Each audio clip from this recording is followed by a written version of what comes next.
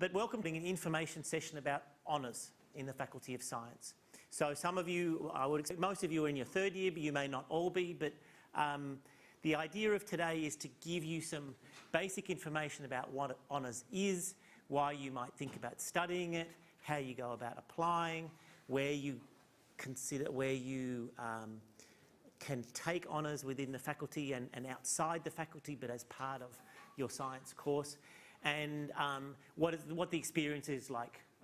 What you do during honours, we'll hear from some students who will tell you about their own views and what you can gain from it. So we'll get stuck into it. We are making a recording as well, so you can go back and find this information, as well as, of course, for people who aren't here today. So this is what we'll do. So I'm just doing the introduction. So my name's Richard Reina. I am from the School of Biological Sciences, but I am also the Deputy Dean for Education in the Faculty of Science. I'm responsible for all of the science education across the faculty at undergraduate level, honours level and postgraduate coursework level. And then my colleague here, Richard Burke from School of Biological Sciences, is going to give an overview of the honours experience. Heather, who is sitting there covered in chalk dust, is going to tell you a little bit about the sort of process of how you apply for honours and how the administration of honours works. And then lastly, we're going to hear from Alice, Natalie and Alan about their experiences as honours students, and you have an opportunity to ask all of us some questions. So we'll jump straight in. Obviously, you're thinking about honours, so you have maybe some vague idea of what honours entails. But just so there's no misunderstanding, the honours is a specialist, essentially additional year to your undergraduate bachelor's degree. So you actually graduate with honours as an additional qualification. And you can either take it as a separate course, as a one-year honours, and that might be the case, for instance, say for people who come from another university. So say at Open Day, I was talking to someone who was studying at Deakin, and she was doing her undergraduate at Deakin, but she wanted to do honours here at Monash, and that's possible. So you can do it in certain situations when necessary as this sort of one-year course. For most of you, it's still 1 year duration, but it's sort of an additional year of your Bachelor of Science course. So when you graduate, rather than graduating with a Bachelor of Science, you graduate with a Bachelor of Science with honours. And so it is a higher qualification. And in that regard, there is a thing called the Australian Qualifications Framework, which sets out sort of this, maybe hierarchy is not the right word, but these levels of qualification. So, for example, a certificate sits at a certain level, and a diploma sits at a certain level, and Year 12 sits at a certain level. A three-year bachelor's sits at a certain level. The Bachelor with honours sits at one level higher, and then a Master's sits at one level higher again, and then a PhD sits at one level higher again, and so on. So it is, in that regard, a higher qualification than a Bachelor of Science. And we offer that in most areas of study that are available within the Faculty of Science. And that essentially areas of study are what you would consider to be your majors. So if your major is in genetics and genomics, for example, which is Richard's area, you would undertake a Bachelor of Science honours with the specialisation being genetics and genomics. And obviously the project that you do would be a genetics and genomics type project. Or conversely, you might do one in climate and atmospheric science. And your honours would be Bachelor of Science honours in climate and atmospheric science.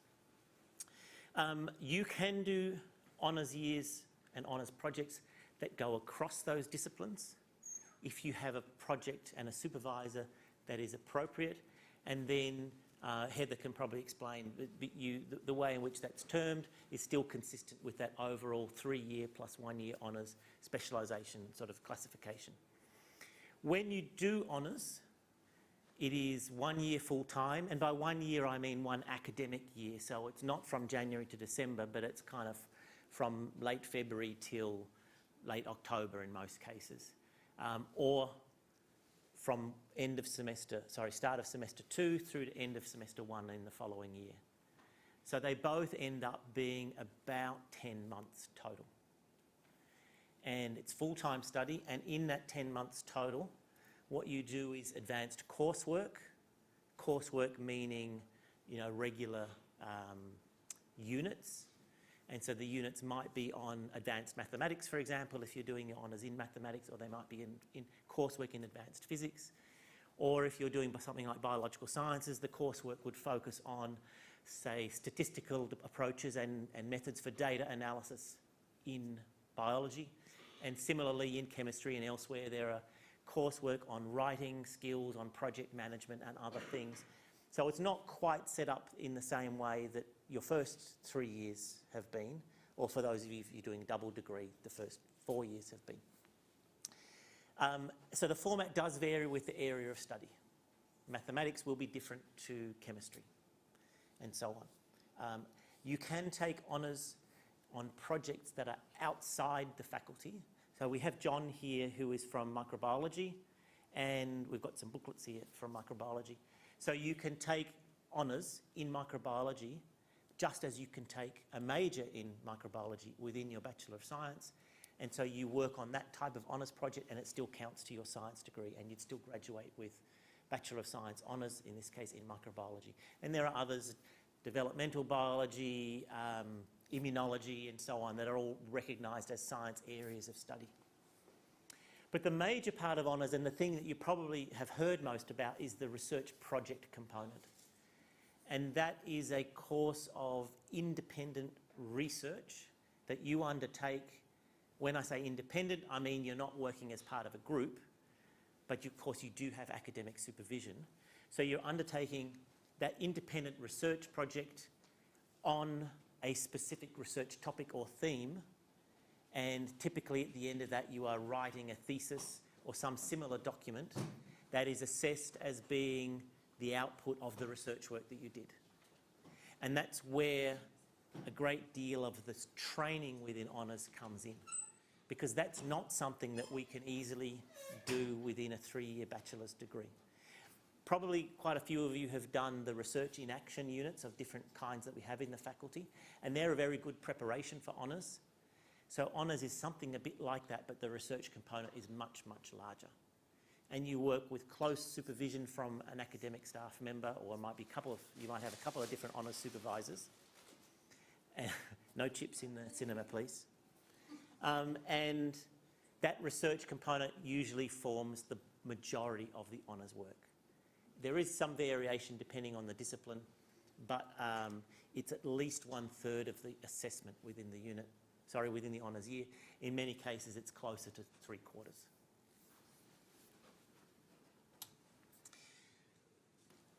Rich will talk more about the actual honours experiences, and we have the students here to do that. But I wanted to just focus on then what the overview was and why you might think about doing honours. And essentially it comes down to the additional training that honours provides you. So when I talked about that qualification framework, it's a higher qualification. It means that in the employment market you are more competitive compared with graduates who have a straight bachelor's without the honours. And it is the minimum requirement for many employers for you to work in a research-oriented type position. You need to have had that honours project work in order to do so.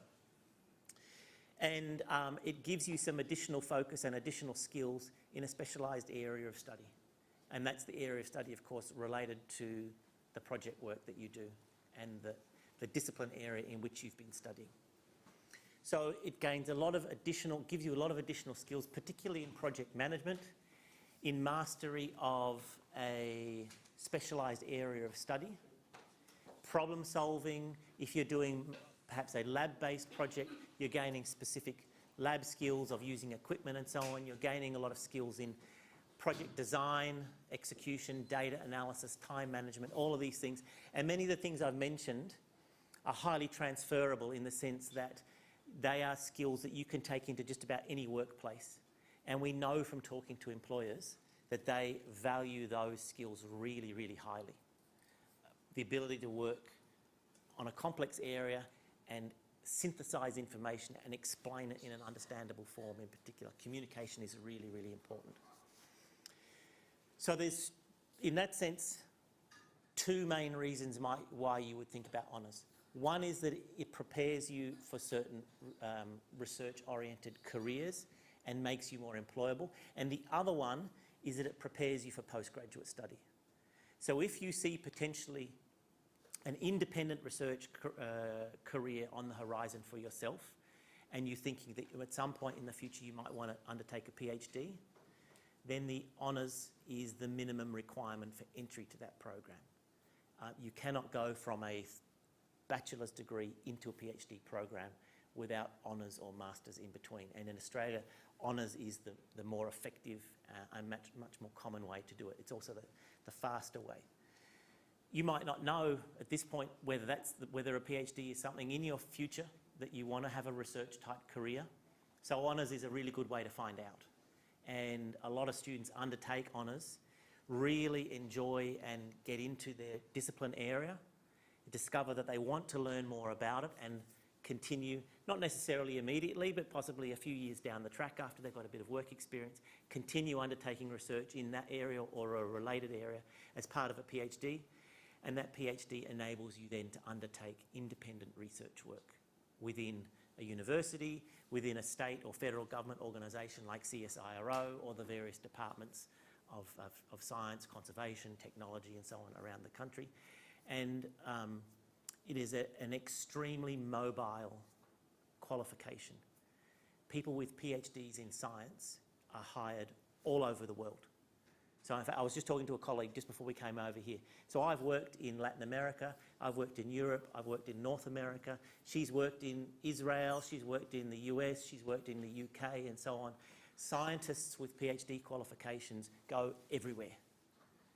Now, I came back to Australia after 5 or 6 years overseas, and others do the same, and others stay where they go.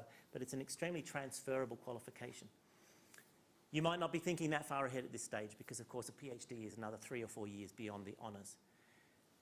But if it's something that sounds like you might want to do it, then honours is really the way you set yourself up for that. And if you don't want to do that, but you think, I want to have a higher qualification to gain additional work skills and employment prospects, honours will help you in that area too. So there's really 2 benefits for doing it. It is very challenging, but it's an extremely rewarding year. We have honours cohorts in all of the schools within the faculty, as well as the schools offering science honours over in biomedicine. So there's a real good community of honours students within individual schools, and we're also working to develop a community of honours students across the whole faculty, regardless of discipline. And honours is a lot of fun.